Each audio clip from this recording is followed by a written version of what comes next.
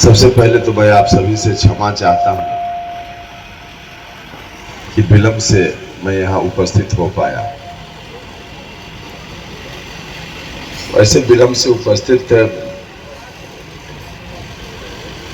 होने के पीछे कोई मैं खुद कारण नहीं हूं।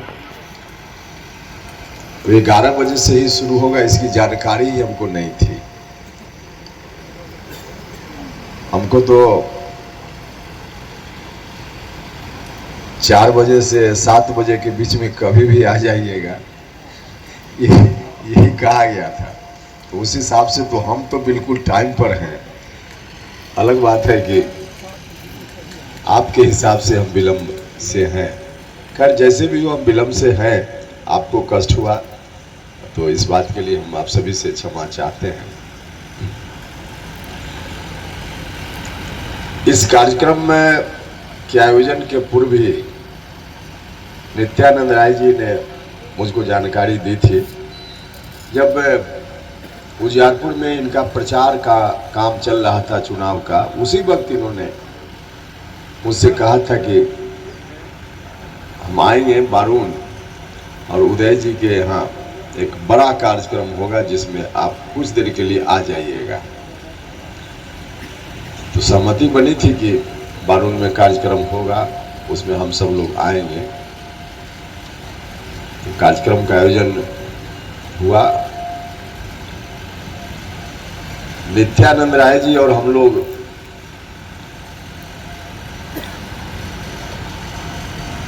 एक ही साथ राजनीति की शुरुआत हम लोगों ने की है और एक ही इलाके के हम लोग रहने वाले भी हैं। और थोड़ा और हम बतावें इनके बीच और हमारे बीच का जो संबंध है, बोलने बताते हैं। नित्यानंद राय जी हमको फूफा कहते हैं और कहते हैं तो कोई गलत नहीं कहते हैं, सच कहते हैं। ये रिलेशन है हम लोगों के बीच। इस रिलेशन के कारण हम लोग राजनीति में कभी दो ध्रुव पर भी रहते हैं, लेकिन व्यक्तिगत रूप से संबंध हम लोगों का हमेशा बना रहा है।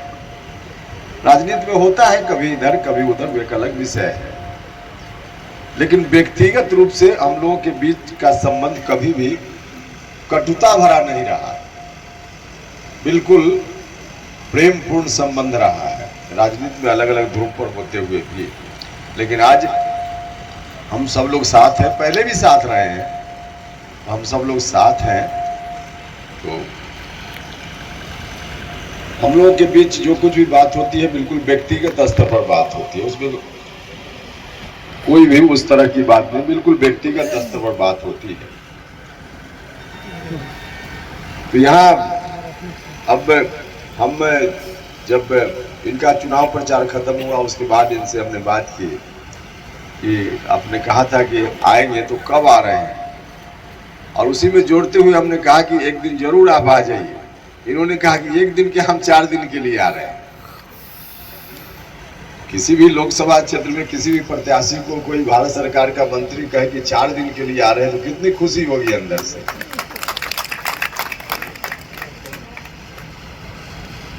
तो इनके लिए कितना महत्वपूर्ण है यह चुनाव यहाँ का, और मेरे लिए भी कितना महत्वपूर्ण उजियारपुर का चुनाव था कि अपना लोकसभा क्षेत्र का काम करते हुए यहाँ से वहाँ जाकर भी तो हम लोग एक दूसरे के लिए करते रहते हैं, संबंध हम लोगों का है। अब लंबा भाषण की जरूरत नहीं है, तो शाम हो गई है और इसके बाद भी कार्यक्रम अभी लगा हुआ है, 2-3 दिन समय बच गया है। तो कोशिश है कि अधिक से अधिक जगह लोगों तक हम पहुँचे, प्रयास है। लेकिन जितनी जगह से लोगों की अपेक्षा रहती है या खुद आदमी चाहता है कि हम चले जाएं, उतनी जगह पर पहुंचना तो संभव नहीं होता है किसी भी उम्मीदवार के लिए। लोकसभा चुनाव क्षेत्र इतना बड़ा चुनाव क्षेत्र है कि 2000 से ज़्यादा गांव की संख्या होती है, और उसमें भी कहीं अगर 1 महीना पहले चुनाव की शुरुआत के समय चले गए अब वहाँ के लोगों का भी है कि आए तो थे, लेकिन अब आप आए थे 1 महीना पहले, इतना दिन में बीच में कभी आए ही नहीं। तो इस तरह से जो अपेक्षा रहती है उसकी पूर्ति तो कभी संभव नहीं है, लेकिन प्रयास जरूर हम लोग भी करते हैं कि अधिक से अधिक जगह चले जाएं। तो प्रयास है, अब 2-3 दिन समय है, वो अभी भी कई जगह जाने का कार्यक्रम लगा हुआ है। अब लंबा भाषण देने की जरूरत भी नहीं है, बहुत ही ढंग से नित्यानंद राय जी ने अपनी बात आपके समक्ष रखी है।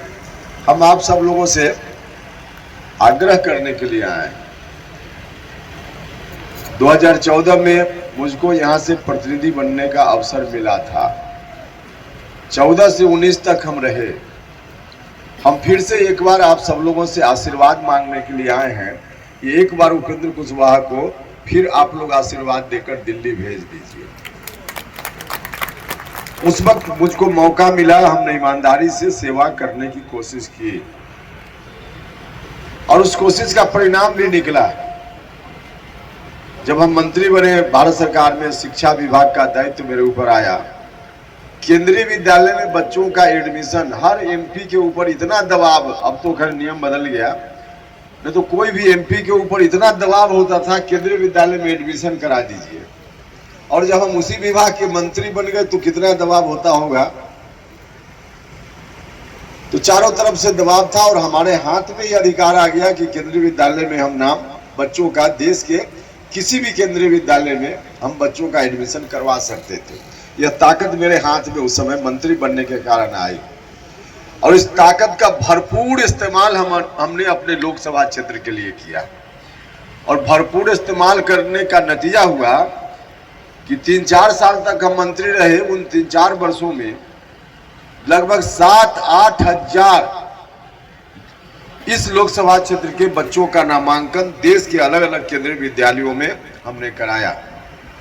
काराकाट लोकसभा क्षेत्र के लोग जहां जहां रहते हैं, अलग अलग शहर में, दिल्ली में, पटना में, कलकत्ता, चेन्नई, कहां जहां भी, और उन लोगों ने, उनमें से जिन लोगों ने इच्छा व्यक्त की, अपवाद के लिए भले कोई छूट गया होगा, तो सभी का नामांकन हमने कराया। और मैं, शाम का समय है, पूरी ईमानदारी से यह बात करता हूं कि जब हम नामांकन करवा रहे थे और नामांकन के लिए जो आवेदन मेरे पास आग्रह के रूप में आ रहा था कि मेरे बच्चा का एडमिशन करवा दीजिए, उसमें कभी हमने यह नहीं देखा कि जिस व्यक्ति ने आवेदन दिया वह किस जात का है, किस धर्म का है। यहां तक कि उसने वोट दिया कि नहीं दिया यह भी हमने नहीं देखा। सिर्फ काराकाट लोकसभा क्षेत्र का पता देखा और उनका एडमिशन हमने कराने का काम।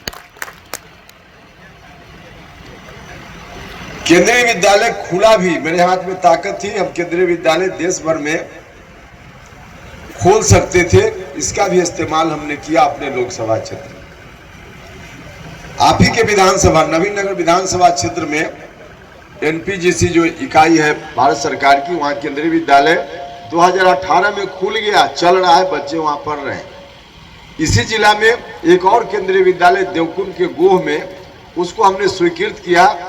भारत सरकार के मंत्री के रूप में जो काम हमको करना चाहिए था हमने उस वक्त किया। स्थानीय स्तर पे थोड़ी औपचारिकता बची रह गई, जिसके कारण विद्यालय तो अभी तक नहीं खुल पाया है, लेकिन भारत सरकार के मंत्री के रूप में हमने जो करना था सब कर दिया। आगे यदि आपका आशीर्वाद मिलेगा तो वह केंद्रीय विद्यालय भी खुलेगा और वह भी चलेगा, बच्चे वहां पढ़ेंगे। अब उस पार का भी कई, डालमिया नगर का मामला है। डालमिया नगर के बारे में तो हमने कल कहा है, 14 से 19 तक डालमिया नगर में कारखाना रेल का खुले, उसके लिए जो भी बाधा उसमें थी, तमाम बाधाओं को हमने उसी वक्त दूर कर दिया था। और जब उसके शिलान्यास का समय आया तब तक कार्यकाल लगभग पूरा हो गया। आज की तारीख में जब हमने पता किया है तो जहां हम छोड़ कर आए थे वहीं का वहीं वह मामला है। भाइयों और मित्रों, अब उसका शिलान्यास होना है, काम आगे बढ़ना है और पूरा होना है। और हमने कल भी कहा है कोरी गोला की सभा, और आज भी हम कहना चाहते हैं, डालमिया नगर में कारखाना खोलने की पूरी जवाबदेही मेरे ऊपर है। हम 5 साल पहले जहां तक लाए थे वहीं तक मामला है। इन 5 वर्षों में कुछ नहीं हुआ। इसका तो मतलब ही है कि उपेंद्र कुशवाहा रहता तो हो जाता, उपेंद्र कुशवाहा नहीं है तो नहीं हुआ। इस बार हमने कहा है, कल भी कहा और आज भी हम पूरी जिम्मेवारी के साथ कहते हैं, डालमिया नगर में अगर कारखाना नहीं खुला तो 2029 में उपेंद्र कुशवाहा वोट मांगने के लिए फिर नहीं आएगा। हम जानते हैं कैसे कारखाना खुलेगा, क्योंकि हमने किया है उसमें, और इसलिए पता है कि आगे और क्या क्या करना है, कैसे करना है और कैसे करना है। इसमें कोई नया आदमी जाएगा तो सोचते रह जाएगा। और आप सब लोगों की कृपा से उपेंद्र कुशवाहा की हैसियत बन गई है, आप लोगों की कृपा से, काराकाट लोकसभा क्षेत्र के लोगों की कृपा से। उपेंद्र कुशवाहा नहीं भी एमपी रहता है तो एक साधारण एमपी से ज्यादा पावर रखता है। आपकी कृपा है, आपकी कृपा है। और जब आप सब लोग आशीर्वाद देकर भेज दीजिएगा तब कितनी ताकत उपेंद्र कुशवाहा के हाथ में आएगी, इसको बहुत सोचने की जरूरत नहीं, मालूम है आपको। तो उस ताकत का इस्तेमाल हर तरह से अपने लोकसभा क्षेत्र के विकास के लिए होगा। और जो जो काम, और भी कई काम था, सबकी चर्चा नहीं करेंगे, समय लगेगा, शाम हो रही है। जो जो काम हमने किया है और उसमें कुछ काम जो रह गया है, सारा काम, पेंडिंग काम भी आगे बढ़ेगा, पूरा होगा। और नया नया भी आप हुक्म जारी करेंगे, वह सब काम भी निश्चित रूप से होगा।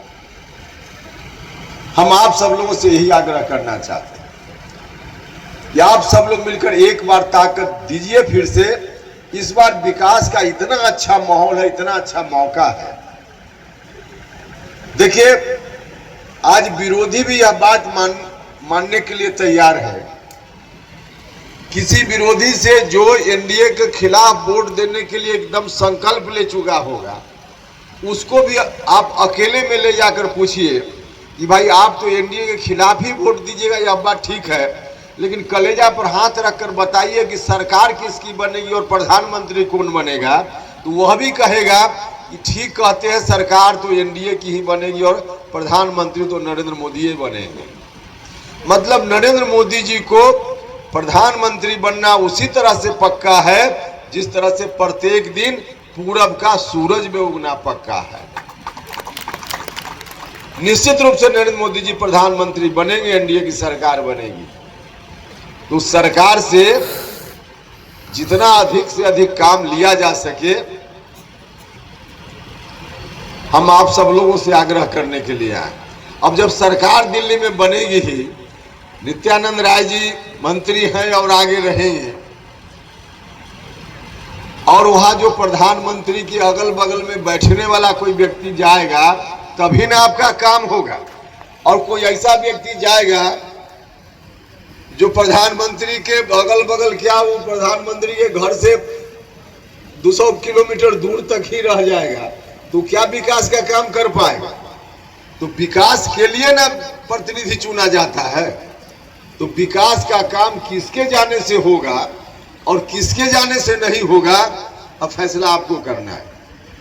वास्तव में अगर विकास चाहते हैं तो इस बार जो मौका है काराकाट लोकसभा क्षेत्र के लिए, शायद ऐसा मौका भविष्य में कब आएगा पता नहीं।